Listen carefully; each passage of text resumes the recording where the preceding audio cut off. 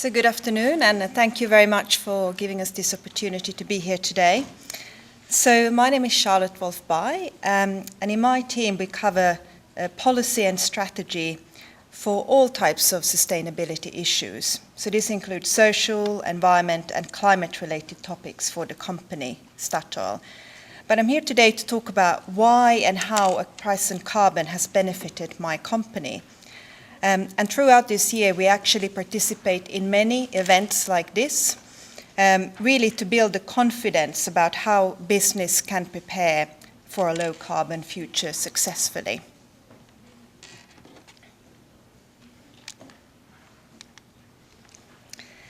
So a little bit about Statoil, to put what I'm going to say into context.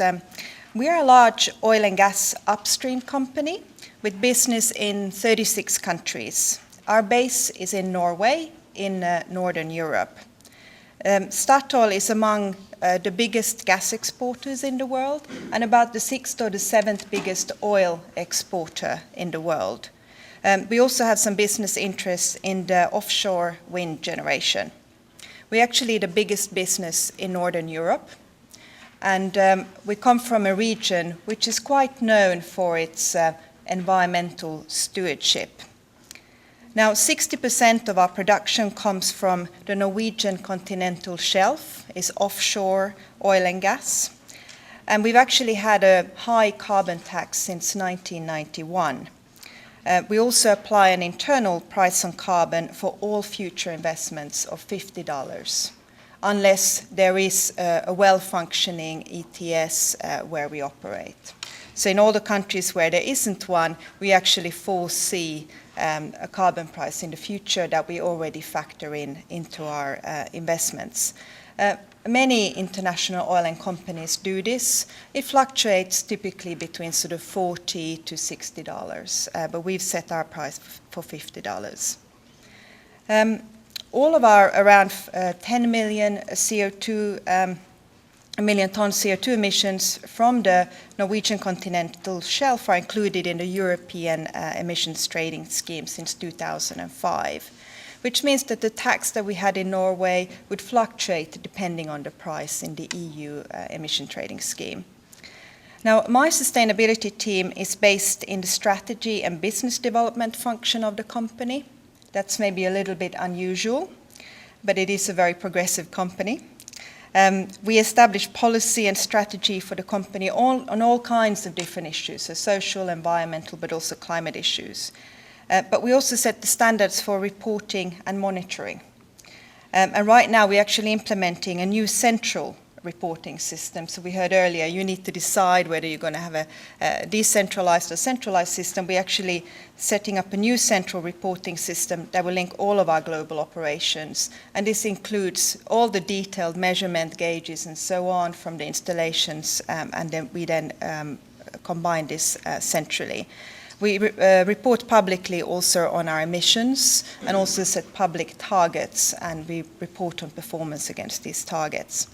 Now, separately from our team, we also have a carbon trading team of 4 people, and they are buying and selling allowances every day and are also responsible to ensure that we have enough allowances at the time of annual compliance checks. We also invested in the World Bank's Carbon Fund, and this has given us several million CDM credits that we can use for compliance in the EU ETS until 2020. But as I mentioned, this activity sits in our market division of the company, so it's slightly separate from my team, which is in business strategy and business development.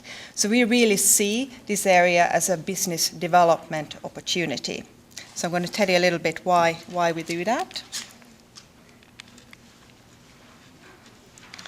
So why are we a strong supporter of emission trading, and why have we made this journey over to Korea? We are a strong supporter of emission trading and the EU ETS, and we are in favor of a policy that seems to increase the cost of producing oil and gas, especially now when the oil and gas prices are much lower and there's high pressures on the industry. But based on our experiences with European and national climate policies, and especially the European Union ETS, we feel that there's 3 good reasons actually to support a price on carbon. So science is clear. Climate science, business has an obligation to contribute to reduce CO2 emissions.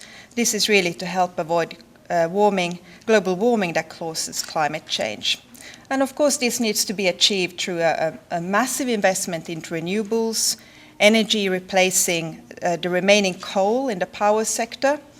And for instance, in Europe, if gas would replace coal, we could actually reduce annual emissions by 300 million tons per year.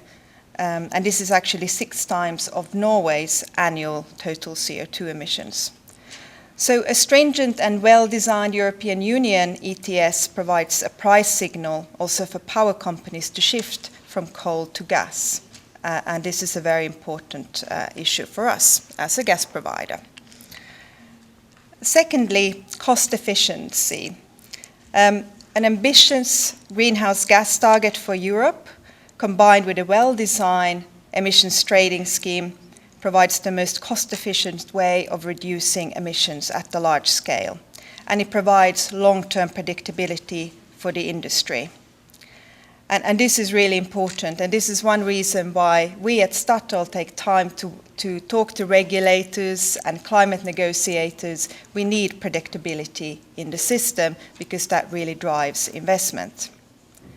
For us, the compliance cost would be much higher if we have many different policies regionally and nationally, and we really believe that an ETS is the most efficient way for economies to reduce emissions. And thirdly, competitiveness. We are in favor of a price on carbon, especially in Europe, but we don't think it's fair that Europe should go alone on this, and we aren't in Europe.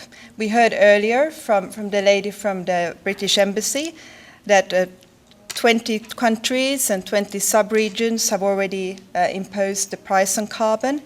And also there's a report, the ICAP report states that 40% of global GDP, or countries constituting 40% of the global GDP, now have an emissions trading scheme in place. So this creates more equal competition. And this is really what we are after as businesses. It is a level playing field. In the future, emission trading system and offset systems are likely to be linked. We believe this will happen. And this will be better for business, international business, but also create more opportunities for reducing emissions where it is most cost efficient, as we have seen with CDM. Now, a well-functioning carbon market is very important for all of us, and that's what we're going to be discussing here over these 2 days. It really will serve the purpose of reducing emissions at large scale and cost efficiently. And here are some examples what really it could achieve. And we really believe that it can avoid distortion that can lead to carbon leakage. And this is, of course, been a big debate in the European ETS because of the allowances that sometimes are criticized. But really, in the future, we believe that the linking of carbon markets will happen. And we have to learn from different systems across the world to make sure that this will happen, so that these systems are aligned and we learn lessons from each other. Now, I have to apologize for the small print on this slide, so I will just talk to you through this briefly.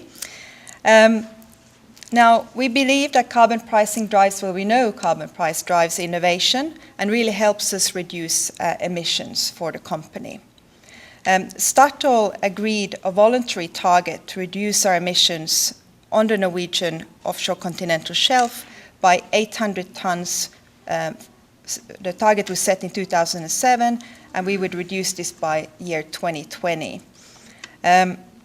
And this was done together with industry and the government in Norway. And as you can see from this graph, that we've already reduced our emissions by more than 650,000 tons, and we will easily meet the target, the 2020 target. And how have we achieved this? Well, we have implemented over 250 small and larger energy efficiency projects, which include changes of boilers that produces electricity at the oil and gas installations, and new equipment for utilizing energy at installations in the most efficient way. But many of these investments would not actually have happened without a carbon price, because it made economic sense to go through these over 250 projects. So we believe carbon pricing works. It reduces emissions, and it really sets a signal for investing into energy efficiency and other emission reductions. Also, it allows for industry to identify and implement emission reduction solutions. It's flexible and cost efficient. And I can also say that it's really worked for us, because it's made Statoil the most carbon efficient oil and gas producer in the world. A global average barrel of oil has 23 kilograms of CO2. Statoil has an average of 9 kilograms. And this is a position we work very hard to retain. Our competition is creeping up very quickly. But it really has made us much more competitive and a leader in technology application. We actually store more carbon than any other entity in the world. We store 25% of the carbon in oil and gas production in the world. We are leaders in this technology now. So really for us, a price on carbon has made us more competitive. And we also believe that if we get more industry looking at this as an opportunity, we will reduce emissions, but we'll also make, at the same time, drive innovation, which will be good for business in general. Thank you very much.